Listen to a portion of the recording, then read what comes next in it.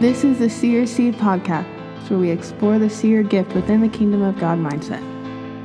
Well, happy Halloween, Emily.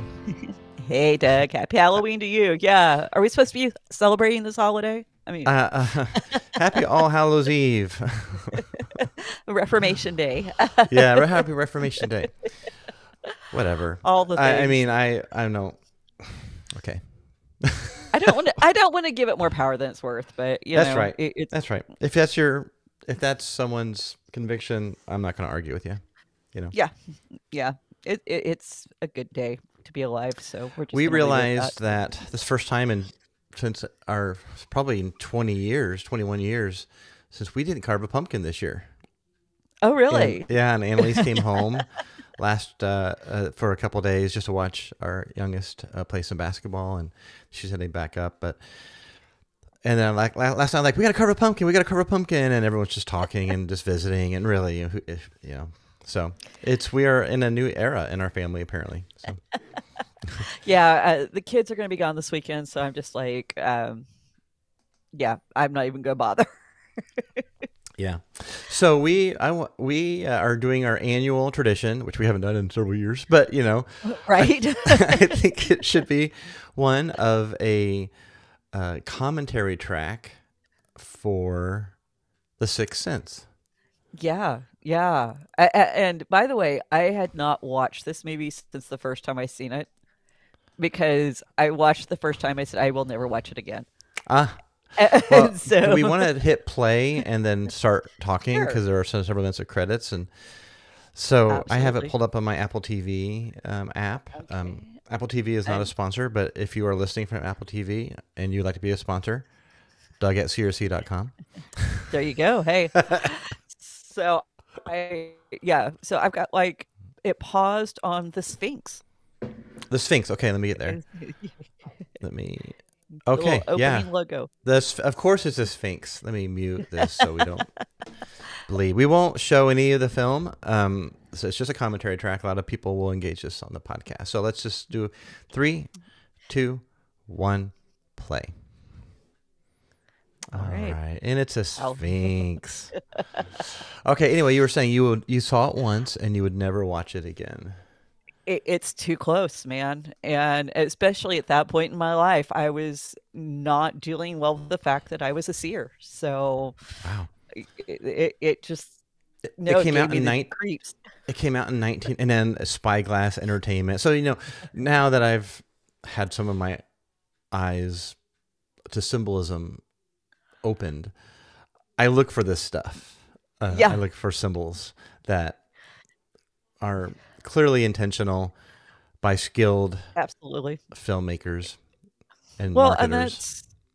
And even like this movie, it's made by M. Night Shyamalan. He is the master of symbolism. I don't care whether you like him or not. He's just really good at working in so many different little clues. And so there's a lot in this movie. I was watching it yesterday. I'm like, I cannot believe I'm watching this again. But dissecting it and seeing how much was there that I missed. So yeah, I came out in 1999. I believe I saw it in the theater. And so I think we will not, I'm going to assume a lot of people have seen it, but we will try to, I don't know, what are your thoughts on spoilers? Man, I don't know how you could not know how this movie ends. Right. So this won't be as completely spoiler free, but yeah. And I would hope that if you're listening to a commentary track on it, that you've probably already seen it. It's made some kind of impression on you, or otherwise you're just like, hey, I'm never going to watch the movie, but I'd like to know what somebody else thinks about it. Sure. Because there's a lot of work out there. Because I was, doing all the little Easter egg hunts and stuff on YouTube. And I think one of the things we bring to it is I have not found anybody from a Christian biblical mindset trying to look at this film. Okay. And so I thought that was really interesting. Okay. Yeah. Christians don't want to touch it. The first time I saw it was probably in the theater, and then once you see the spoiler at the end, Okay, cool. I enjoyed it. I watched some of his other films. Did not. This was before we had Annalise. Before I was even aware of what Seers were. Okay. Okay, 100%. Before I mean, I was a Christian, but did not understand sort of the spirit realm at all. Yeah. Okay, I mean, just so, and then I watched it later with her when she was probably a teenager, and then we haven't watched it since. We watched it last weekend with our youngest, who It's actually held up well. of this. It has. Right. Okay, so I was surprised. Did you notice it opens on a light in the dark? The Yes. soul faded little light. And going through, I want a house that I can have a wine cellar in. Sorry, yeah, that's just cool. like. So yeah, M. Night Shyamalan, I really, man, he's either on it or he's awful, in my opinion. I love The Village. Fair. Did you? I didn't care for Village. I like Signs. I have not watched it all the way through. Oh, well, apparently you didn't like it. There's a ton of Christian symbolism in Signs. I was irritated with the main character, but we'll watch that at some point. It's adjacent. Yeah. It's adjacent to this film. It came out right after this film, and so yeah. But some of his others. Oh, sorry. Go ahead. This is his third film. He made Praying with Anger, which was kind of autobiographical in nature, and then there was Wide Awake, which is about a boy trying to find God because he needs to find out if his dead grandpa's okay. Oh. And so yeah, Rosie O'Donnell's in that. I have not seen it. And then this one with Miramax, and then everything after that, I think he's pretty much done on his own. So I'm very interested in what he's got to do. So yeah, this is like the whole setup right here that we're going into. Him and his wife are discussing his accomplishments. And so he's cold. He's cold in front of a fireplace next to his wife drinking, which sort of warms you up. They're gonna make love late. They know this is coming up, and he's cold. Yeah, got his sweatshirt on. And sitting in front of the fire. You'll notice like the colors are not particularly muted. There's going to be points in the movie where the colors become more intentional. So we'll point out some of that as we go forward, because Shyamalan's like the master of color pops. He really uses those in Unbreakable, Glass, and I love Unbreakable. I love those because yes, me too. So she's talking about how proud she is of him. You can tell they've got like this really great affectionate relationship. I love the kind of the dynamic they've got going on. You kind of feel like there's a backstory here that did not get told. That why do they not have kids? Because evidently kids are important to him. And I think to her, and she's feeling second place.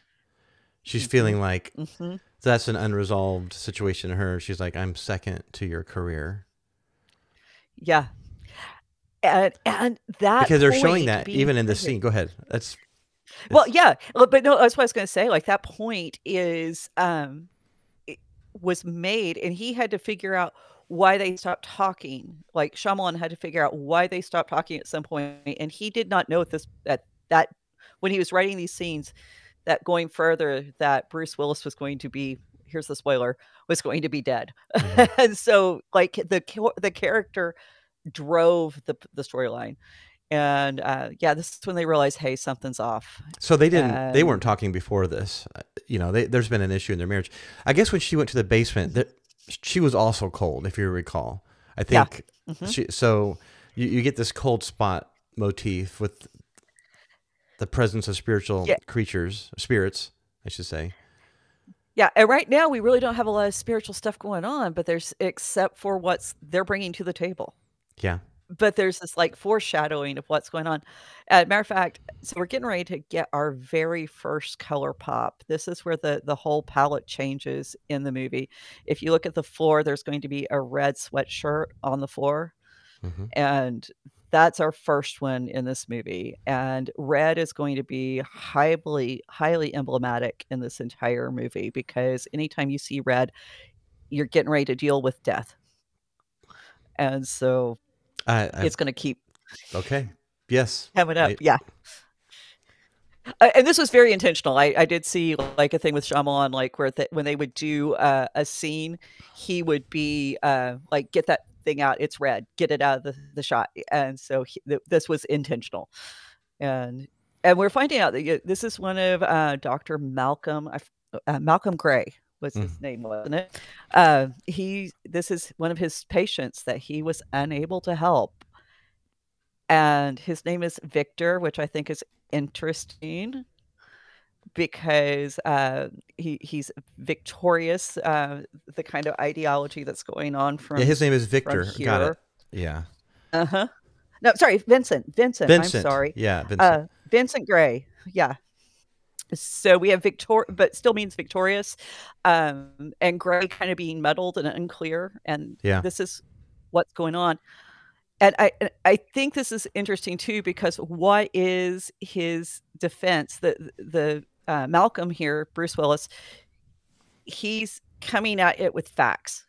He's throwing tangible, measurable facts as the defense against this problem this kid has that he doesn't know how to deal with.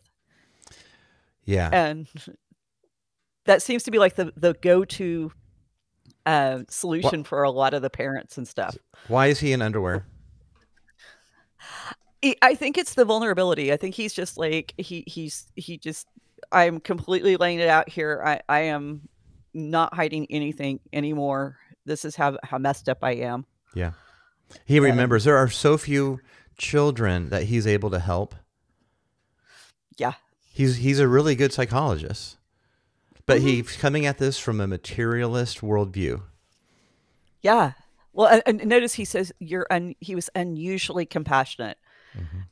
And that's what Shyamalan actually believes and puts into the theology of the story, is that it's the unusually compassionate who see these spiritual things.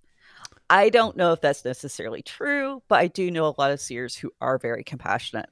Well, I think on the spectrum of the seeing, oh look, he has a nipple ring. Oh, I missed that. And then he has a claw mark on his chest.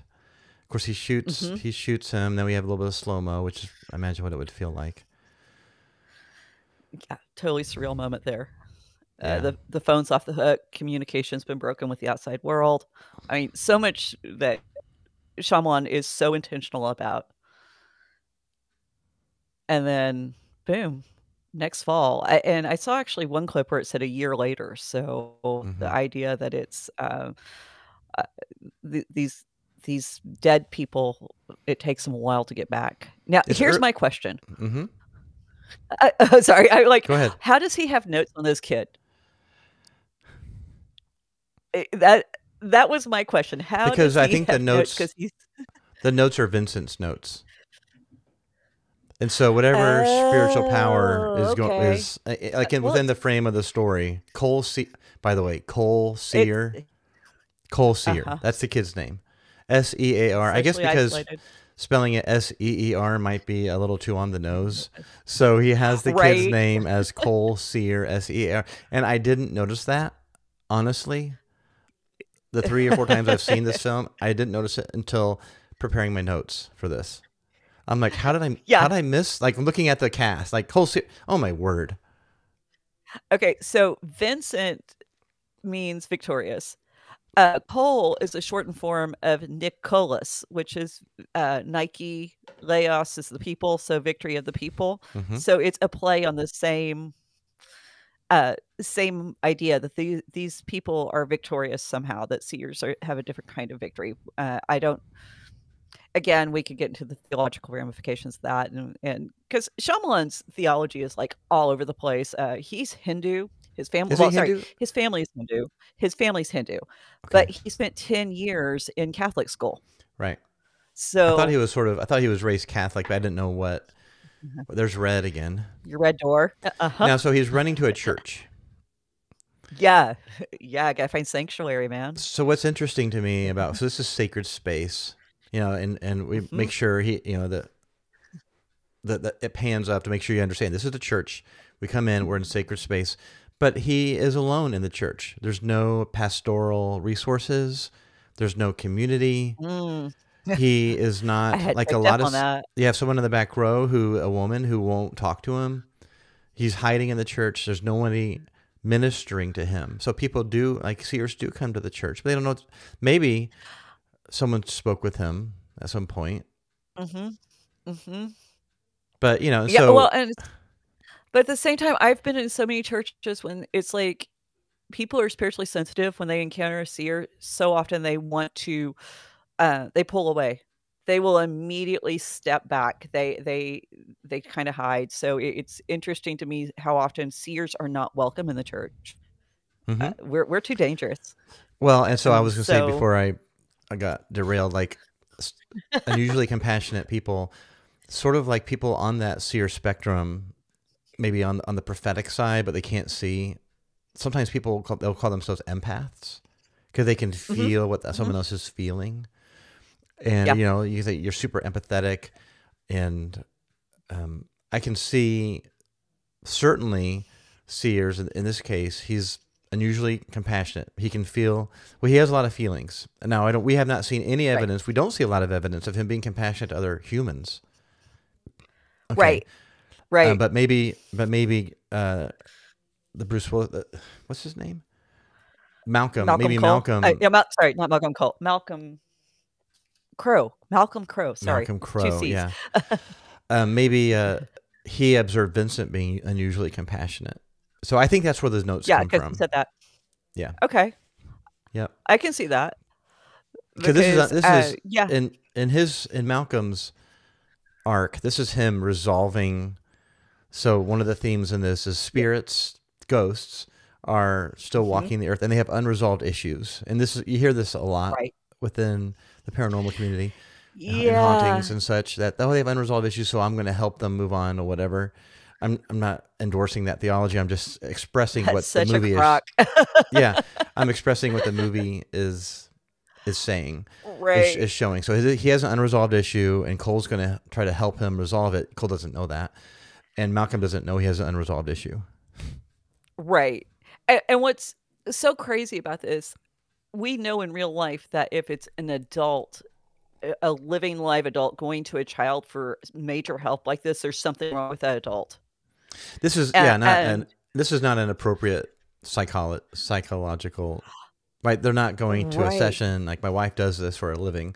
You do Mhm. play. He's doing play therapy. Actually, he's playing with toys. He's Yeah. working out his trauma, Mhm. and this is what my wife does for a living. Is she does play therapy, among other things. But she works with kids. So but I think the movie is trying to show grace. It's a movie. Here's red again. Yeah. There's the red The cloak. There's the red uh-huh, red doorknob. doorknob. Wow. And well, and what I found really interesting when I was kind of thinking about this yesterday, uh, I think we've talked about this some, how there's a certain level of grooming in pop society that we're supposed to accept these spirits as needing help. How often is that the ploy that a sexual predator uses against kids? Yeah, "Come sure. help me, come help me find my puppy, come help me. Oh, you understand me like nobody else does. You're special, you're unique." And when you've got a kid uh, who feels out of place, that's really an easy target. So what he's writing here, "Out of the depths I cry unto you, O Lord," this is Psalms 130, In Latin, and incidentally. Does uh-huh. he know what he's saying, or did he overhear it in the church? Well, I think they're implying because there's some lead scenes where, Cole is playing with those same old soldiers, and those soldiers are, they're connected to soldiers who have died and come back and talk to him about their experience. And so, there's some of it hinted at in the movies, but, like, the really explicit scene, Is this image Shyamalan. right here an illusion that there are watchers? There are spiritual watchers I over a tried to church? find something on the statues themselves, and I never could find anything. So, but I kind of think maybe because this is Philadelphia, this is where Shyamalan lives. Uh, most of his friends call him Knight, which is interesting to me because Knight, he chose that name when he became a U.S. citizen. And it was chosen because of his interaction with Lakota mythology and how their worship of the sky. And I'm like, oh, okay. And he considered it kind of a rebirth and awakening experience for him. Yeah. So this and is now, the mom. The cabinets were open, and she's irritated that the cabinets were open. Yep. And this is all a single shot, by the way. This Yeah. is a single unbroken shot, and the fact that they're able to do this, that she was in there, they were closed, she walks out, and they come back and they're open. Great jump scare. I think it's an homage to, like, a nod to Poltergeist. That's a scene. It's something similar in Poltergeist. Yeah, and you see all the reds. Yes. Oh my goodness. Yes. Yes. Wow. It's everywhere. You have the apple. You have the it looks like they're tomatoes. She's ripening. You have the lip and stuff. The dish detergent. But what's interesting about this scene to me is her nails. Like, yes, she says, "What were you looking for?" And he immediately just jumps in and says, Pop-Tarts, because kids who see this stuff, they learn very early, if you don't want to have to explain everything about what's going on every single moment, you make up some kind of mundane cover story. She knows he's don't lying. Get sucked. Yeah, but she doesn't know how to explain it because and she doesn't want to punish him. I think, by the way, what we're learning about her is, yes, single mom. She loves him. She doesn't know what to do with him. She is also, like, trying to be attractive, so maybe she can find a man at some point. Yes, he's terrified. I love that so much, and she sees that, and she's like, "I don't understand why you're so anxious." I just love that they're trying to show. Ooh, look at this imagery there. Anyway, I wonder if she's fooled. I don't think she's fooled about this kid, about the bully. No, but I think she's in denial. Oh no, the bully. Oh yeah, yeah. I think we get to that later, but yeah, but I think like as far as like Cole and what he's going through, I think she's in denial. I think she's one of these parents who doesn't know how to deal with it. And unlike, like your daughter's parents who said, "Hey, I'm going to study this and figure it out so that I can help my child," most parents are just, we go to that overactive imagination stance and we try not to get too caught up. So we learn later there was a fire at this school. So he sees all, and then, oh no, it was a courthouse. There was a fire in a courthouse. The place is loaded with spiritual activity. We don't know this now. This is such a great shot. Well, okay. So, but this is beautiful here, the scene, because we just assumed they were talking. We assumed that there was a conversation that we weren't privy to. And I remember actually the first time I saw this, I thought it was really weird that she was going into such like this routine with her son that kind of seems protracted when there's another person waiting. And I do remember having that distinct feeling. But there's points in the story where Shyamalan, one of the things he's great at is saying, this is exactly what's happening. But he says it in such a way you don't want to believe it. You don't accept exactly what he's saying. Yeah. Well, then she says, you have an hour, hinting that this is an hour session. Yeah. But no, it's an hour before dinner or whatever. And we fill in the blanks. And his responses to her, "Hey, he's the misfit." I remember probably about his age, that's when, man, I found you could survive recess if you took a book with you. And if you could just find a place in the sun along the wall of the school. Wow. Because the other kids didn't want anything to do with me a lot of times because I didn't fit in. I was interested in the things they were interested in. I had too much going on around me to be bogged down in the stuff they were worried about. So he doesn't want to speak because he doesn't want her to hear him. Exactly. And this is so interesting. I wonder, we don't know how much he has actually tried to engage other spirits, other ghosts. We'll just call these ghosts because there are no demons in this movie. But he doesn't know how he's tried to engage other ghosts. But clearly, for some reason, he's engaging this one because this one's not all that terrifying looking compared to what we see. Well, yeah, and I believe Cole knows that he's dead because all the 100%. Other dead people, he realizes they're dead. Yep. Maybe he felt And like this was a safer one because this one actually came into the church. could be. Maybe. Well, and the soldiers were playing with him. And there are hints that there are spirits that do not scare him. Right. Because he talks to the soldiers. We find out later, with his grandmother. So he's not always afraid. There's just some that are afraid. And that's the thing as a seer, particularly before you kind of learn about good and bad and good and evil spirits. A lot of them do appear as friends. They appear friendly. If they're interacting with you, like talking to you, they're sharing things. They're saying things that you could know as a kid. So where's Dad? Oh, Dad ran. Did Dad run off? When they first got to where she saw someone, and the therapist couldn't help. So they were married. That tells you a little bit about, again, their backstory. Yeah, the single parent, the dead parent, the divorced parent. That's a big thing in Shyamalan's movies. He's very concerned with children, connection, communication, death, and identity. These are reoccurring themes in all of his works. Speaking of single moms who are raising a seer in a hostile or confused world. Yeah. It's been there, done that. It's hard. And, of course, this mom is oblivious, has a supernatural worldview, and does not have a supernatural worldview. Is just trying to survive. Right. He's a materialist, although he's dead. Right, which is hilarious.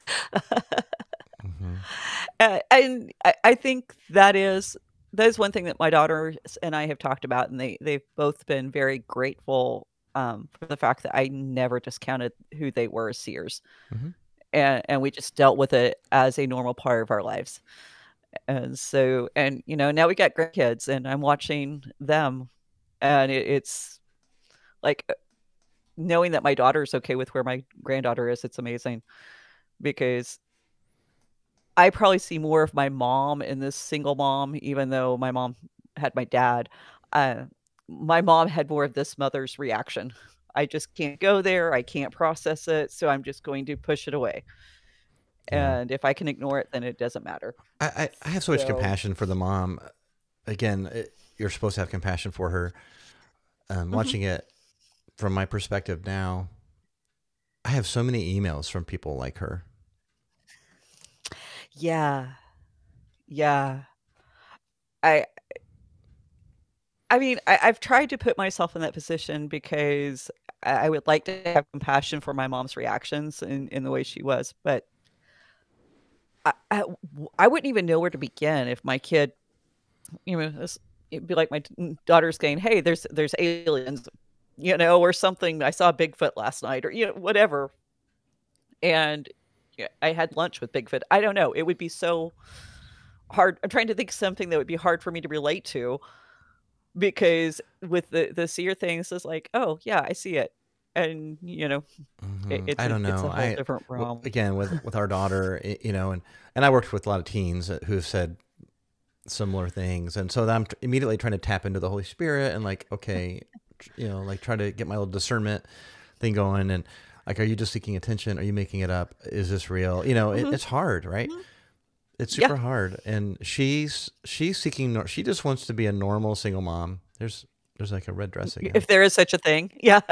Yeah. And by the way, we saw scratches earlier. It alludes that the spirits aren't doing it, or that spirits are doing it. The spirits, like a spiritual attack did that. Now, I counseled a teen once who had similar scratches on her arm, and she was not self-harming, but she said that she had a nightmare where she was attacked by a demon, and she scratched her arm, getting the demon off her. Okay. Yeah. There's been moments that, I know they can cross over. It's not often that they can cross over and do physical damage, but sometimes. I know one of our listeners who, she's felt them scratch her, maybe not leave marks, but she's felt them on her. And one of the theories about, go ahead. Yeah. Pulling your hair. I was going to say, pulling the hair, but also trying to pull people out of the bed. That seems to be like a common. I've experienced that. I think you sent me a link to a woman talking about something similar happening to her on the show you're recently on. Mm-hmm. I've had that experience. It's terrifying, and there's been a couple times there've been scratch marks, but nothing. It's more like enough to be aware that it actually did happen. And especially, like, and I'd be like, trying to replicate the angle. Could I do that to myself in my sleep? And I couldn't replicate the angle in any way. So it Yeah, was, that's yeah. yes, that's the story too. Like there's how could you scratch there, Hmm. and again, there's self-harm's a real thing, and so that this is not necessarily that self-harm. This isn't that. So, but Yeah. the spiritual activity I is did want to point out, Mhm. he never pulled the chair out when he sat down, and Nothing didn't notice moved. that until later. Nothing moved. Nothing moved. So, I was watching a show, and when they're spirits, whatever, it's like you can see the care that's taken. There's a Buffy the Vampire episode, hmm. Halloween episode, where one of the characters turns into a ghost, and you can see when she moves, the curtain moves, and watching it, like whatever, it's fine. But there's such care done here. Now we've not Yeah. seen. I don't know that Cole has seen Malcolm without his jacket off yet to see what was the Right. cause of the death. But anyway, Yeah, that's I don't. I think that it's very intentional. I think we're seeing Bruce Willis or Malcolm as he sees himself at this point. Mhm. I think it isn't until he accepts Oh, that he's dead that so Cole we sees it. realize, oh, there's. Yeah, I Cole think sees it. Cole is supposed to be I think you're seeing it. right. I Yeah, think you're right. Because when he has a realization, uh, then he sees it. yeah, And you don't yeah, and ever, that's when he begins to see the world as it is. yeah. I don't think they show Cole. I mean, now I'm looking really hard to see, does Cole look at his stomach from time to time? You know, I love this Yeah. scene. This is such a, and here I remember being so, because she's cold, so there's ghosts Uh everywhere. huh. Uh huh. And she turns the heat up. She's And like, I that's don't real. understand. Yeah. That is Cold spots. 100% real. I've heard all sorts of theories about why cold spots are a thing. That if they're going, and I love this. So you do have a photographic impression of a spirit there, like lens Hmm. flare. Yeah. Yeah. Now, I honestly, I'm the kind of person because I don't want to immediately jump to spirits with every explanation of something that happens. And I'd be like, going, is something wrong with my camera? Did I take all of these with the same camera? Hmm. That would be where my brain would go.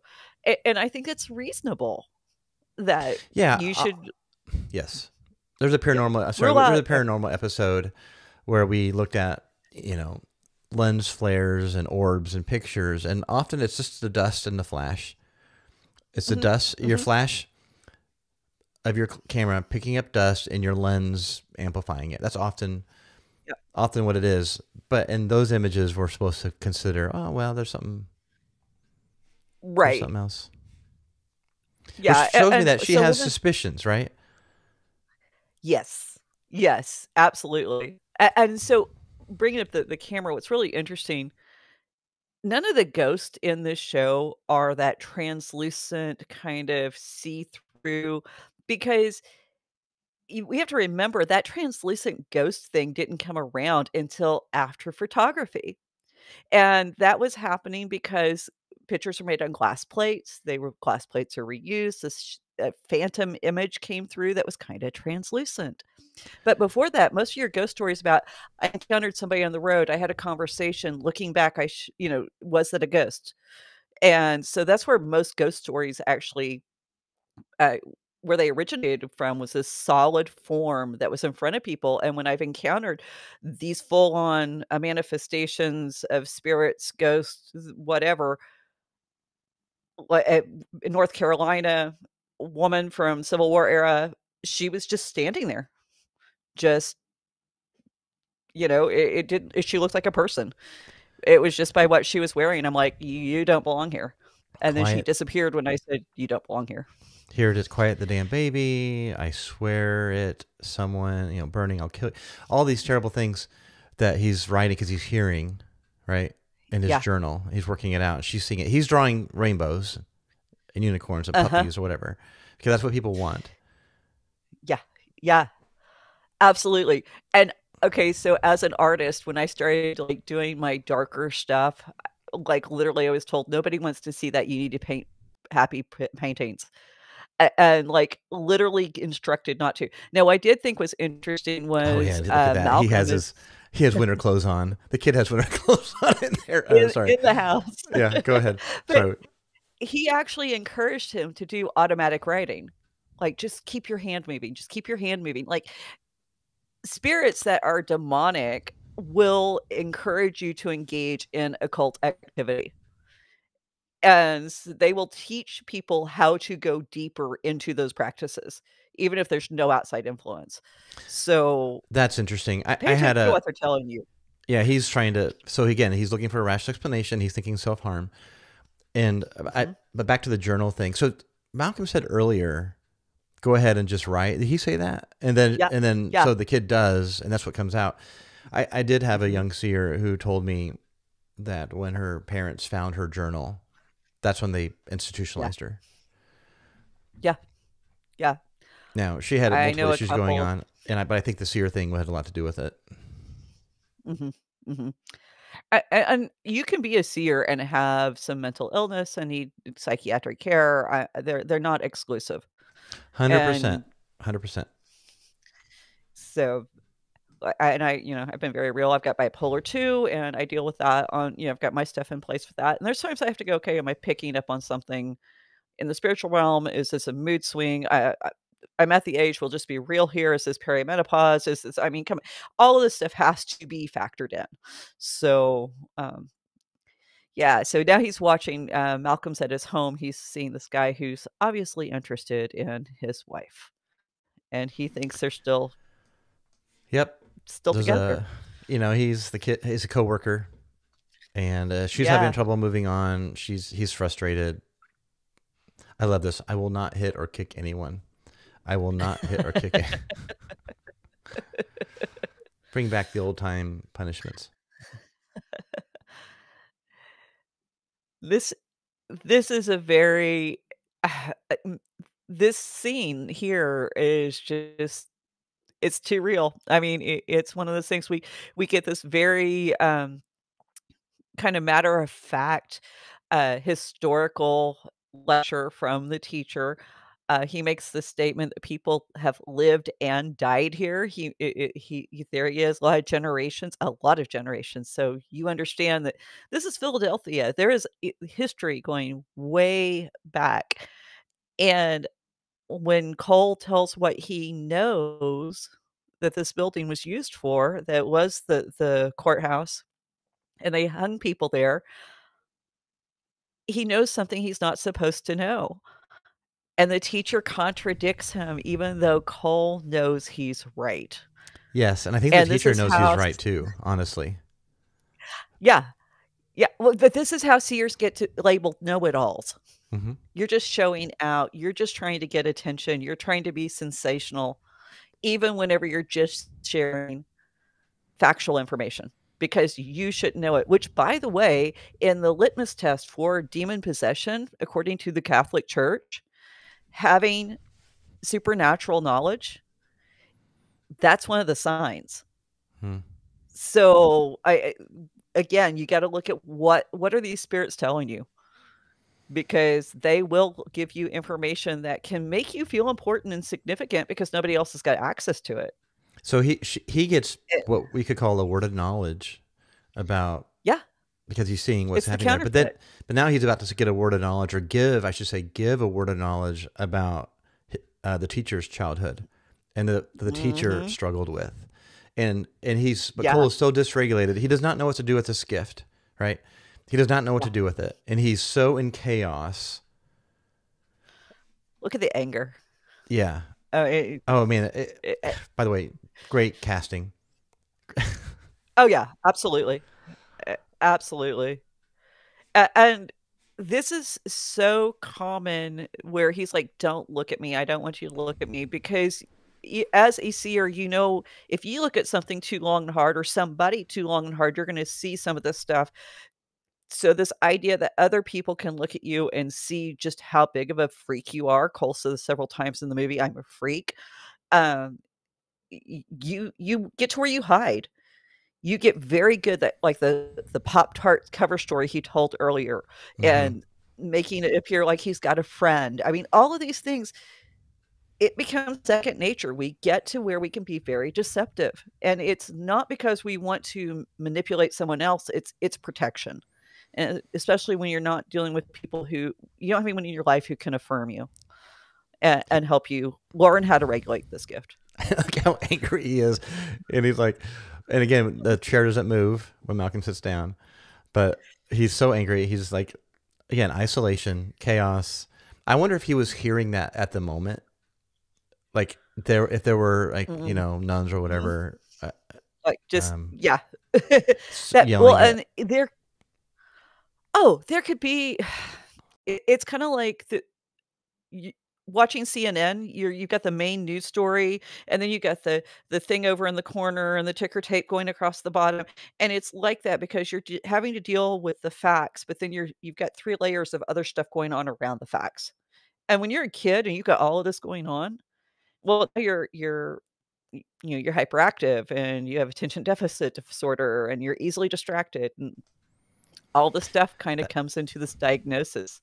As an aside, I So, saw, I think on X or somewhere that some researcher was saying it's okay for kids to be bored.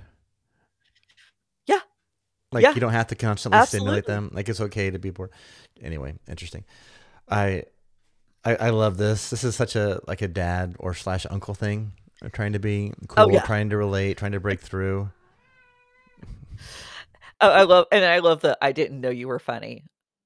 And I mean, it's almost an adult kinda delivery from somebody who's so childlike the rest of the time, but you probably saw this with your daughter where there were moments where she had, like, this very she could be such a child, but then this very adult pronouncement in the Yes, middle of yeah.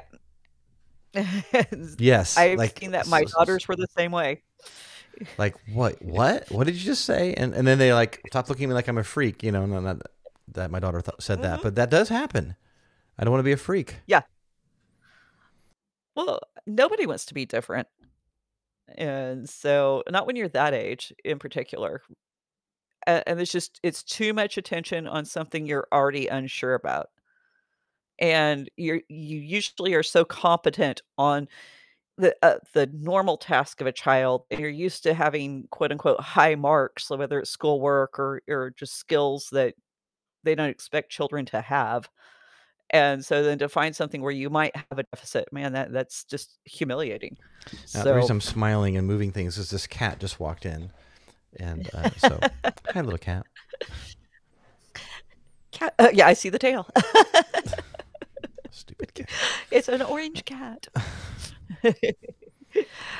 Oh, so That's yeah, so sad. So that Malcolm's tells at you, home. I love this. She's watching, she's reliving the wedding. She's reliving what was supposed to be the Mm, happiest night and all of her hopes and dreams that were going to come and how things weren't panning out. And now we can see yeah, that she's on medication. and she really does love him. Yeah. She is missing him, and yeah, she's depressed, and this obviously bothers him. And so it their relationship's really interesting to me. And then we're back to the red doorknob. And I love those old doorknobs. I've got like 5 of them in my house. I'm looking for some place to put them on.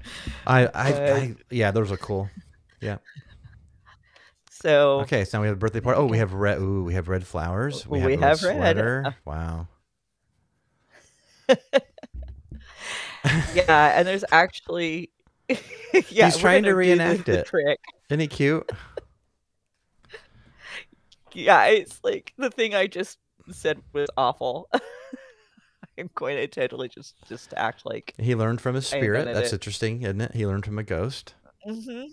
This ghost is almost becoming like a father figure. Yes. Okay. So, and what's interesting about that, one of Shyamalan's favorite movies is The Exorcist, And if you look at The Exorcist and this movie, there are several points where it lines up. Single mom, troubled kid, but a kid who's troubled by spirit, red balloon, by the way. Then the priest become kind of a father figure, where just like Malcolm's becoming a type of a father figure. There's so many parallels, it's kind of ridiculous. But then there's a big Stairway. divergence. You have the shadow. This is such a great shot. This is a terrifying shot. The whole scene is terrifying.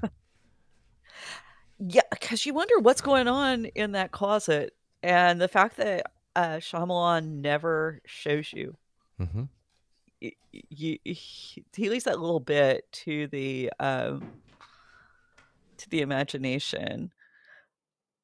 But yeah, so after with The Exorcist, where you've got these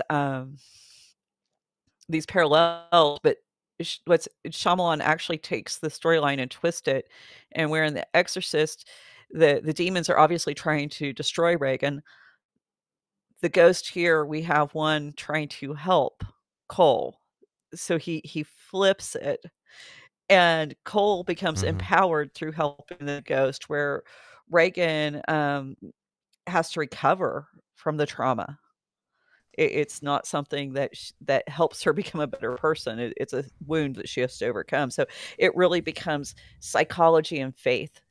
Which one's better, and how does with children. This is such a Commented on about The Exorcist in one of the interviews. Yeah, we have an episode. I need to listen to that again. We did that one a couple years ago. I have to find that. That was. I need He to actually watch has a Exorcist. poster on his wall. Really? Yeah, like he has it up. That's one of his. The Exorcist and Psycho were two of his favorite movies. Wow. So, again, this is just so. Did they go catatonic, or I mean, I don't even know. And the mom just so wants. The mom is completely different SES, socioeconomic status. She doesn't fit in. Like she's trying to fit in, just a little bit gaudier than the other moms. Mm-hmm. She wants the best for her kid. She's doing everything she possibly can to the best of her ability. She's odd enough that I think a lot of people think it's, oh yeah, of course her kid's weird. Yeah, you know, here we had the plaid compared to the bright blue, bright green blouse. I mean, yeah, the skin tight. So, you know, again, a little bit mildly inappropriate for the setting, but not overly so. And then here he's just like evidently passed out or whatever. And where are the men? You know, I guess they're at work, right? But there are no men here, and yeah, I think the teacher is the only one aside from the ghost. Yeah. Well, and then later we get a dad, but okay, here we have the cameo, right? Right. Always got to have that in a Shyamalan movie. Is he here or no? Or is that him? Or is he the? That's him. Yep. The jeweler. Okay. That's him. Yeah. I think I buy the jewelry later. Yeah. Yeah. There's another scene here. Yeah. That's. Which again, you have set up this Alfred Hitchcock thing. You have natural. You have a naturalist explanation. You have social work. You have the government now getting involved. Like, what's going on with your kid? You know, like, are you abusing him? Are you like, why is he acting like this? Because he can see spirits. That's why. Yeah. And nobody's got a good answer. I remember the first time watching. Sorry, I remember the first time watching that, wondering, why don't you speak up, Malcolm? You're literally the psychologist. Like, why don't you, like, hey, my professional opinion, like, I've seen these people. Like, why don't you? Yeah.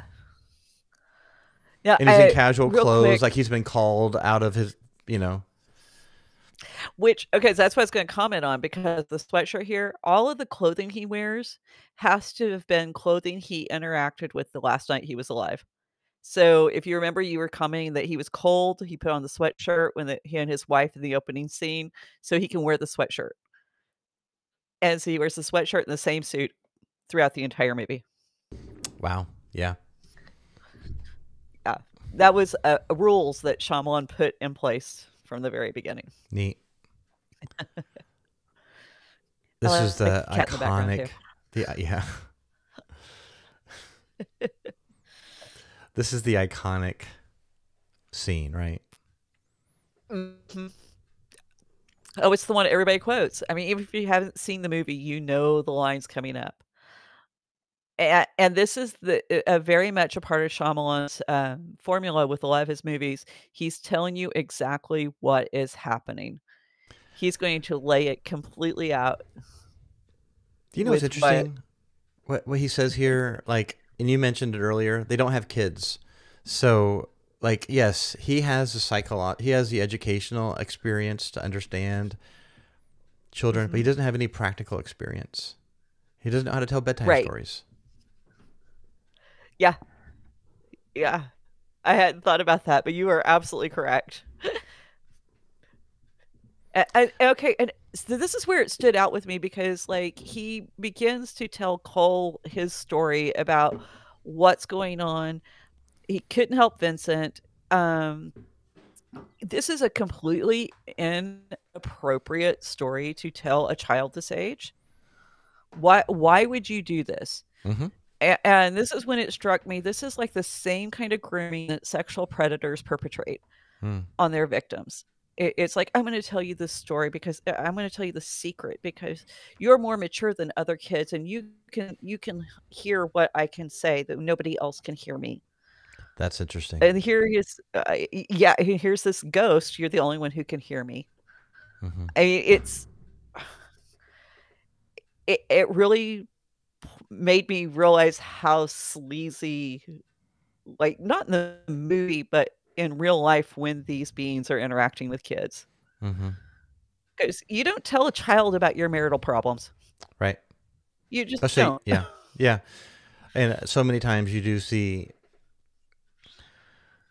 we encounter children who are entertaining a spirit. Probably not an actual ghost, probably a spirit impersonating a ghost. Right. You know, maybe they're rocking in the chair and then it stops rocking and then the parent walks in and who are you talking to? Oh, you know, my imaginary friend.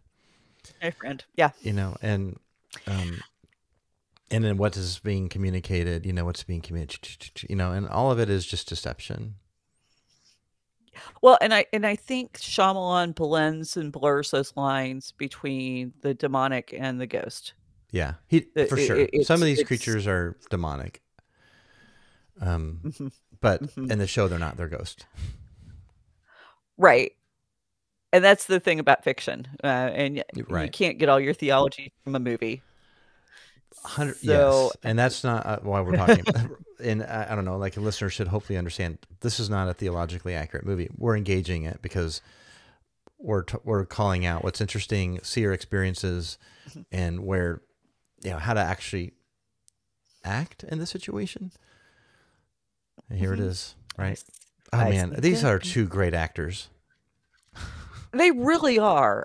And it's a great story. I mean, I don't want to discount the fact, even though theologically it's off, it's a great story. It tells the right story, honestly. I mean, about when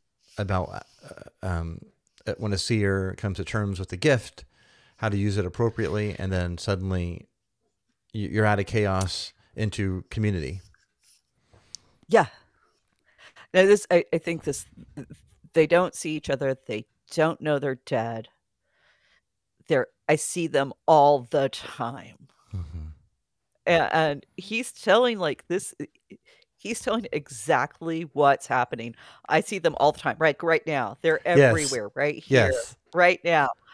And now he's pretending. Now he's like trying to engage him. Like, I know you don't know you're dead. Anyway. Yeah. And so it's the kid who's being sensitive to the adult's ignorance. Again, we don't do this in real life. Don't do it with the spirit realm. And that's what I can't get over is I have actually seen people talking and communicating with their kids. Hey, if there is a ghost, then we do need to try to help them.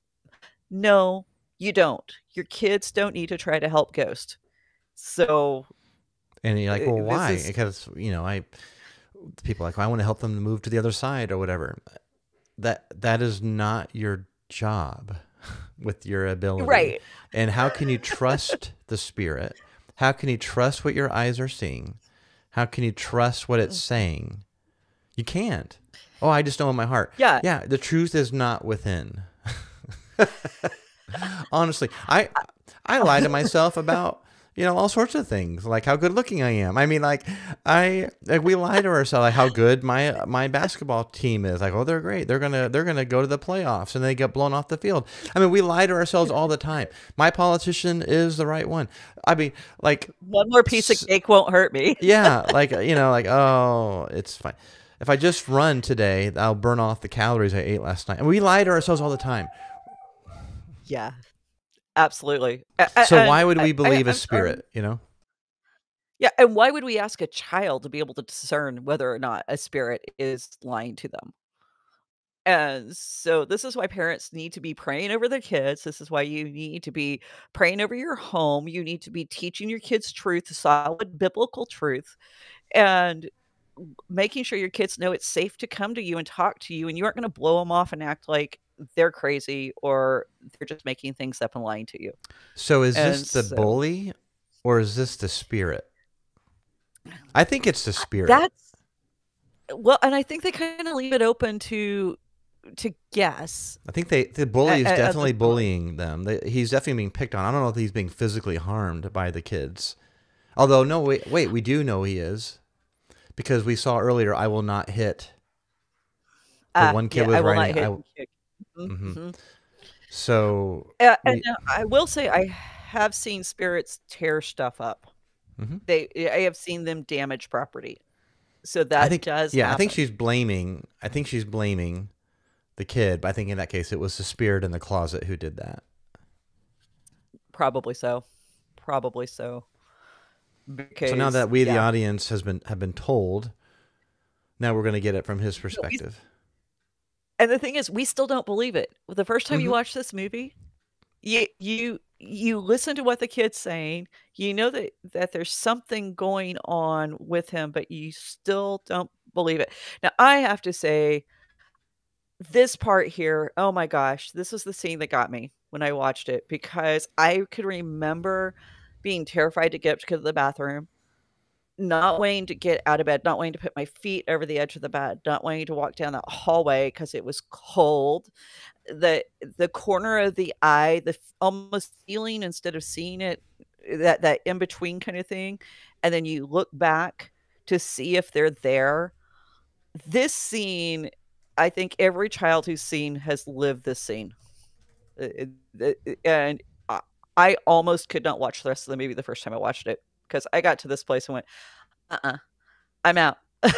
So, because look at all the doorways, look at all the transitions from room with the hallway and the light and the dark. That's where this stuff loves to hang out. It loves all those transition places. Now we're also connected back to Vincent because he's in his underwear. Yeah. That's terrifying. Oh. So now absolutely. We know why. And now we know why all the things were open. And also why the scratches were on his wrist. They mirrored the scratches she had. Yes. Or the wounds. Yes. And look at this. This is so sad. But similar thing on mine, because I didn't have a space in my room. I just had a spot on my bed that I had all of my stuff to keep me safe in the little corner on my bed. And so I had he made a little temple box. He made sacred space. Wow. His little icons of Jesus and icons of he made sacred space, and it is kind of safe for now. That he was stealing from the church, which I love that. I mean, which again, that's acting out, right? That's acting out because of. Well, it's acting out, but survival, because he knows those things are supposed to keep you safe. That's what has been communicated to him in church. So and that's the thing. It's like I had like a raised Baptist, but I still had my little box that stayed on my bed. And I remember my parents like, how can you sleep with all the stuff in your bed? And they'd like try to take it out, and I'd like put it right back in. So it's very much watching all of this, it was like bringing back so many memories. And now we're back to this very interesting exchange. I thought it was crazy, number one, and it just kind of reiterates the point that Bruce Willis, his character can't see what Cole can see. And that's the direct eye contact. That's the other thing. They stare, that was the other thing I thought of whenever he was saying, "Don't look at me." They stand in the corners of, I say stand, they don't actually touch the ground usually. The last 2 to 3 feet, they are just kind of faded out. But in the corners of the room, in a doorway, in a hallway, and stare. That's the one thing is that you can almost feel the weight of the eyes on you. Wow. And so, wow. Yeah. And this is the reason why when people talk about Shyamalan, I'm like, yeah, he's a seer because he wrote this. This isn't just something that he directed and produced. He wrote it. And that's pretty big. As a matter of fact, when the script... wow.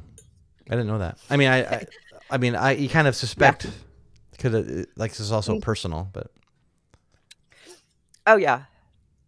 Well, and that's kind of the sensitivity I'm seeing in what I don't know how you would do this if you hadn't seen it, and it's very brave for him to put this out there. And they get mad. Oh my gosh, yeah, the anger is palpable. Even when they're not doing anything, it like radiates off. It's so. The whole movie makes me feel weirdly exposed in a way. Don't look at me. I don't like it when people look at me that way. He's trying to be compassionate, but yeah. Well, and then Cole asking him, "Can you please make them leave?" Okay, so whenever Paul's talking about the idols that people pray to are demons, and that was what I thought about. Like in every culture, there is. Did you notice how lifeless those eyes were? The eyes of the statue, how lifeless they were, just now. No, I wasn't. That was interesting. Yeah, I'm not surprised. Yeah, every culture has an exorcism ritual, and it's always, except for Christianity and Judaism, it's appealing from one demon to another to get a stronger demon to cast the weaker demon out. And so here's Cole asking this spiritual creature, make them leave. So that was very interesting to me. This kid.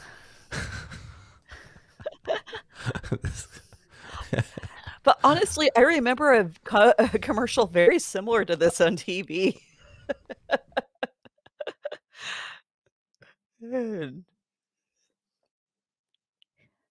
Again, we are back with everybody being cold. And I have done this in houses. Like the thermostat has to be broken. Why is it so cold? I can't get warm. One of the explanations I read about why you have cold spots when you have spiritual activity is because they're drawing on the energy from around to impact the environment, to move things, to say things. I mean, I don't know if that's true. Who knows? I've heard other people say they're in another dimension, and when they come into this dimension, it reduces the temperature, the ambient energy. I mean, I don't know. I just know this is a real experience people have. Yeah. I mean, obviously, I'm sorry. He obviously does. Look at that picture on the wall. Look at that picture he drew.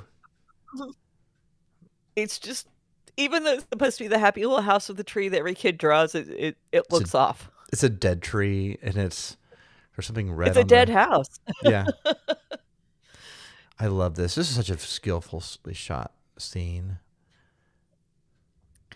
Shyamalan's a good storyteller. And here's this kid trying to figure out how to make sense of his experience without revealing things to his mom. And he's trying to be honest. He's trying to be honest, but he doesn't know how to like fill in the gaps because he knows she's not going to believe him. Yeah. How can, like, this is him testing her even, right? And she's testing him. How much do you trust me, Mom? How much do you trust me? I'm telling you the truth without filling in the gaps. Well, okay, so for me, it wasn't stuff being moved around. It said, Raggedy Ann and Andy lamp. Why do you keep turning this light on?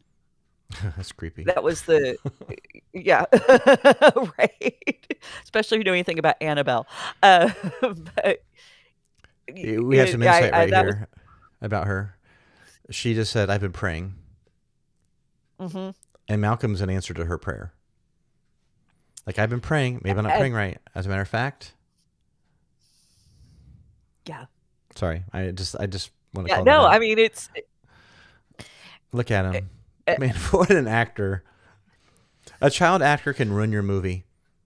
Phantom Menace. A child actor can ruin your movie. Or a child actor can make your movie. You have to be careful if you're a child actor.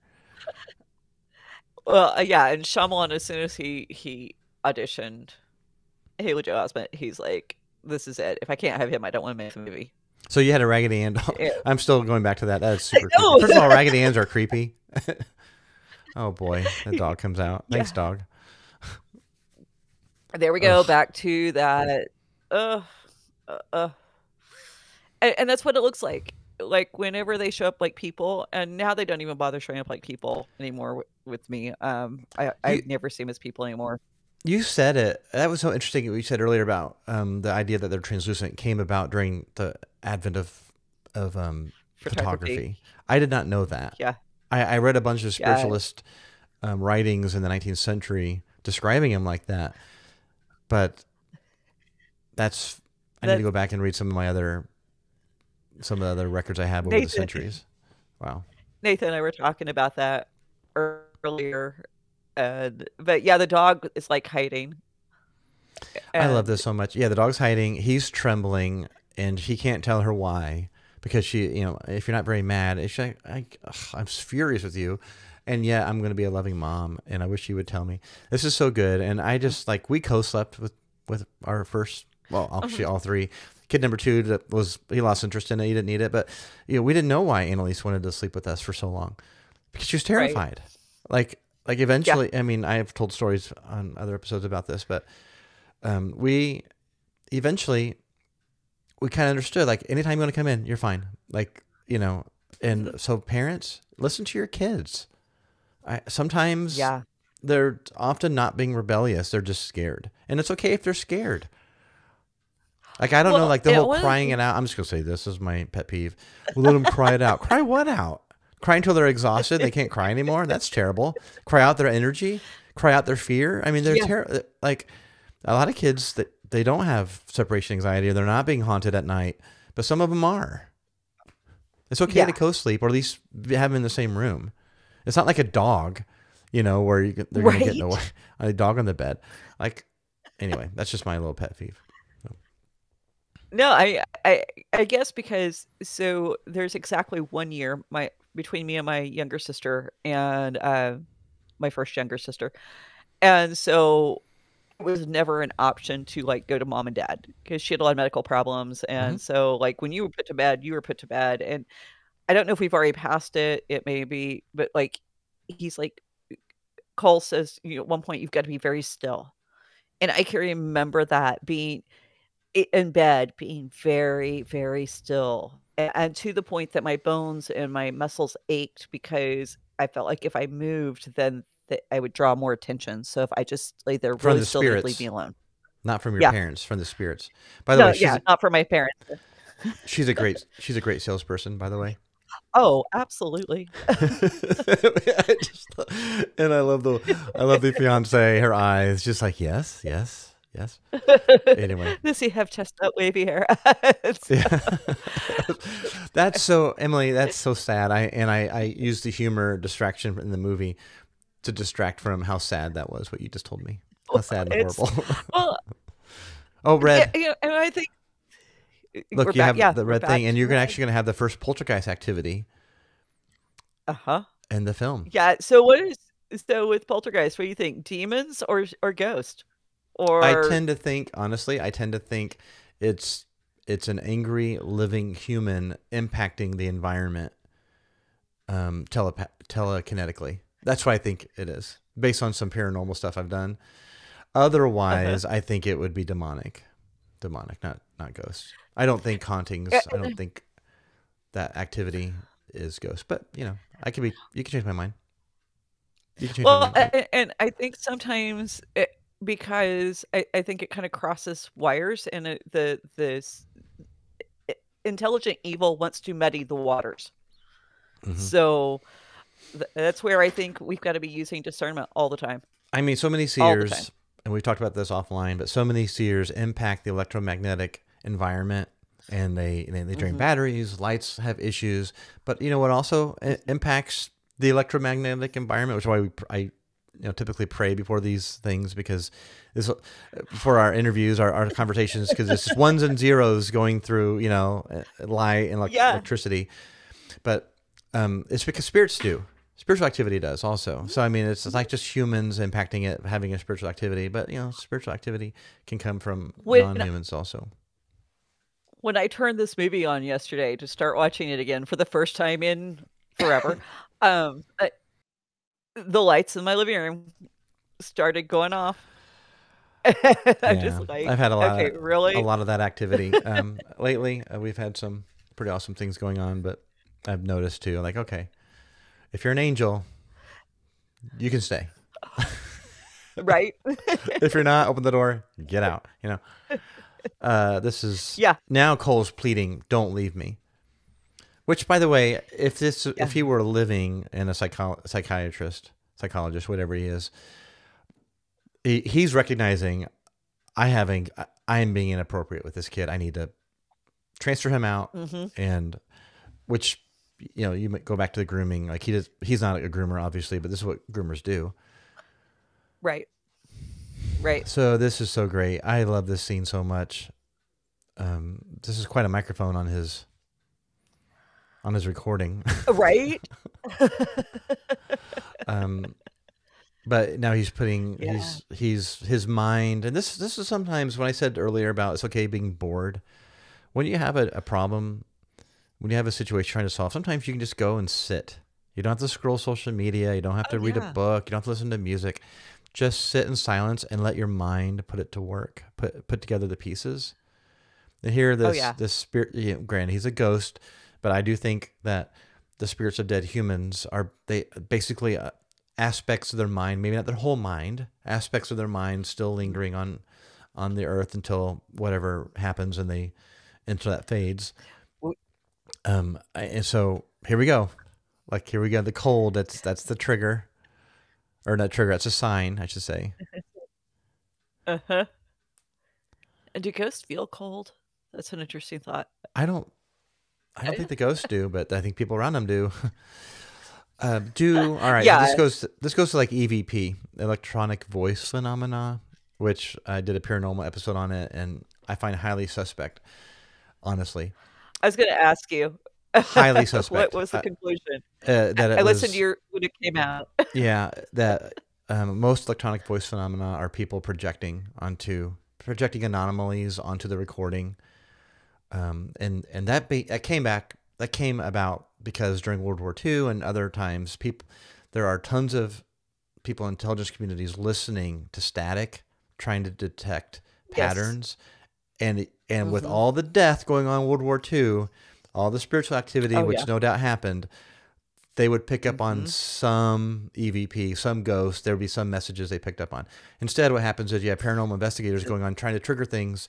And as I said, a lot of paranormal investigators are spiritually sensitive, and they can their own activity is projecting stuff onto the recording, and they are projecting messages on. I have recordings of EVP during a house cleansing where there was very clear spiritual activity, very clear, like a demon manifested. Yeah, a demon man, and Amy was involved in that one. And I've told that story some other time, but there's very clear demonic activity. The demon spoke through the human, and the paranormal investigator said, "Oh, here's EVP," and we listened to it outside that context, so we didn't hear anything. No, we heard disturbances, but we didn't hear the words. Like, no, you're projecting the words. If you ask the ether something and then you get an anomaly, your mind will project.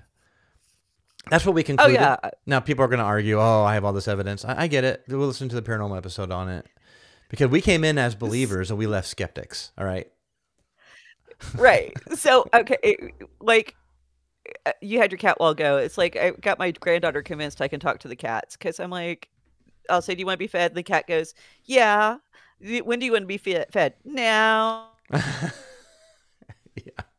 Like, and because I've like conditioned her now, she sees it. So, yeah, absolutely. Okay, so now But we have. All right, I love don't go this. trying to record spirits. No, because you shouldn't be communicating to spirits. We've talked about that in other episodes. Like Right. go back to the previous Yeah. episodes. But okay, now he's in a position of enlightenment. Like he's been elevated. He's on a higher. Like he's in sacred space again. He's in the church now. There's some awareness going on, and you have the. Oh, I believe you. I believe. Yeah, I don't he's, like, quite talking understand what I believe. What's that? Yeah. He's like literally talking. He's talking down, and he's talking down. Yes, and you like, also have the wigging spirit. out. Yeah, you have the icon or whatever behind him, and so you have some scenes of enlightenment happening in the church. Again, no humans involved. He's not getting any pastoral ministry. Hint, pastors, minister to your people. Right. All right, even if you don't understand all their supernatural experiences. Yeah. I mean, What a beautiful church. I had no information from the church. And I had to go looking through outside sources, and that's dangerous. Okay. And it was just because God really had his hand on me. He protected me that I came to find some good sources. So, and here, this encouragement. Oh, yeah, even the scary ones. Speak to even the scary. Don't speak to the scary ones other than to tell them to leave. Right, in real life, like Don't listen to them. Yeah. like I think what Malcolm is trying to say is, look, and so he's wrong. What if they're angry and they want to hurt me? Like, well, tell them to go away in the name of Jesus. Like that's what he should say here. But I think within the context of the story, they have unresolved issues. You can help them through it. And the reason some of them are scary is because they've died horrifically. Now, I think the woman who experienced the abusive husband, like, you can't resolve that. If that is poltergeist activity, Right. that's a house cleansing situation. Get out of my house. This is our house now, and we can Take talk about that some authority, other take time, but- dominion. Yes. Yeah, take authority, and that is not, don't talk to those things, but Yeah, I think this is one of the things where we have people who are not believers making movies like this. Mhm. This is where you get some really bad information. And so, look, the whole thing's red. Oh, yeah, because he's in the tent at the scene. the whole thing is red. He's in the red tent. By the way, being covered by the blood of Jesus, you could read some metaphor there. Now, what does he do? He leaves. Yeah. And he's dreaming. And Yeah. And goes look, to- he's comforting his mom. I mean, like, Yeah. and so often you will see these seer kids, they are too mature, too responsible, growing up way too fast because they She is do have some tormented kind of unique. about him. She is. Like, she loves him so much, Yeah. and just like feeling like she's failing, and A- I'm having an and emotional that's the response to what thing. happens later right now. Like, I'm remembering her arc. It's such a beautiful character. Well, and so often, whenever a demonic force is coming against parents, they're going to use kids, Mhm. and because that's a good way to torment an adult. Well, that's what they want to get at. If they want to get at It's a God, what child. do they want to do? They attack what God loves the most, his kids. Well, when God us, same thing. Yeah, So he's trying to repair the temple. absolutely. Yeah, Uh, yeah. but And it's cold inside. poor guy. Yeah. But so another symbolism, probably not intended, but all the defenses we construct ourselves, this is how good they are. It's a blanket Right. with clothespins. Mm-hmm. And so this is why we do have to be covered in the blood of Jesus. And because even if we don't understand it all, and I know we're sharing a lot of information and trying to help people understand, we don't pretend to understand all of it, but we can go to the one who does. Yeah, it's a model. And that's why We're discussing a model, a framework to come at this situation, these scenarios, even in the the model discussion we had several time ago, the model of how to understand biblical model. It's not a dream dictionary where you turn to, here's my exact experience and here's the interpretation. No, you have to think through this. Right. By the way, this is such a powerful spiritual manifestation. It's filling the blanket, right? There's so much anger within the context of this story. There's so much anger. Because earlier, go ahead. Sorry. Well, and also not just anger, but like we find out the motivation is supposed to be love for her sister. Yes, anger and love, right? Anger, horror. I guess maybe not anger, horror about what's happening to her and to her sister. And it's just a tragic line. One of the last lines you hear from, like, we don't understand what she's saying. We understand later. Yeah. And honestly, I've got to say this is like the most boring part of the movie coming up to me. I like it because I think at this point we went to Saturday afternoon special. I mean, we went from exploring this kid's inner world to now it's necessary for the story. I get it, and I'm being ridiculous. This is so within how I would understand it. I wonder what he's seeing there. Look, the cemetery. Oh, nope, not looking there. Did you see that? Yeah. He drives past the cemetery can't like, I'm not looking at a cemetery. That's too terrifying. Can you imagine? Oh, well, you don't have to. You don't have to imagine. Actually, I think I said that. Cemeteries tend to be really quiet. People don't expect it. Cemeteries don't bug me at all. Remember when we watched the Frighteners a few years ago, and the Seer character in that one went by a cemetery, and there's all this activity, and there's a marine spirit there. It's like, everybody get back in your graves, It's like, it's so funny. And yeah, over the years I've just kind of got to the point I actually like going to cemeteries because everybody expects to see them there. They just like, whatever. That's funny. We are gonna hang out here. I get why you say this is boring, because in hindsight it's like, okay, yeah, nothing happens. There's a few jump scares, but this is like in our life. Once you hopefully read the Seers See book, now you can apply the kingdom living, like apply this gift and ability within the kingdom, and you know what? You go from chaos to community, right? You go from horror to purpose. I think of a better alliteration than that. You go from powerlessness to purpose. No, but you can engage your ability in a gift in ways that are kingdom minded. Yeah, and if you're in a church that doesn't get this doesn't mean that you need to step out of the church. Maybe you are the one that you need to be equipping yourself through other means so you can help people within the church to understand. Because I think when we start seeing a proliferation of movies and TV shows dealing with repeated scenes, repeated themes, we need to be prepared. Because the people who are making movies and TV shows and writing books, they tend to be prophetic, whether they recognize it or not. And so that means it's on the horizon. And when you and I started this podcast, I never saw another YouTube video about Seers. Do you know what my YouTube is showing me all the time now? All of these videos about Seers, like the stories are coming out everywhere. And I'm like, this is really interesting to me that not only are we seeing people starting to share their stories, we've been seeing it for a long time on television with things like Ghost Whisperer and Medium and all these. We talked about Grimm on our last episode. Supernatural, Buffy. It's all about people who see. Yeah, and there's something to be said about lineal space. By the way, creepy dolls. But there's something to be said about about lineal space here, like moving from one area to another, liminal, one doorway to another. Liminal, not lineal. Liminal. Liminal, whatever.